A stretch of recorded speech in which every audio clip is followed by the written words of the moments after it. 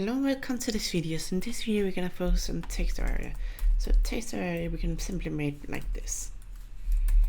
If you now go in and look, you will have a text area. This allows you to have more than one line. And then you can go in and add a placeholder like normal. Say enter your feedback here, for example.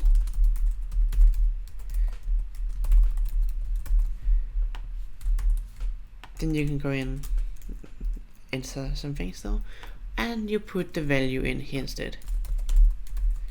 So if you're now going to look, this is here. So that's how the text area works. It's pretty simple. You don't have to give it a type. You can make it required. You can also give it like 10 rows, which means we will have way longer.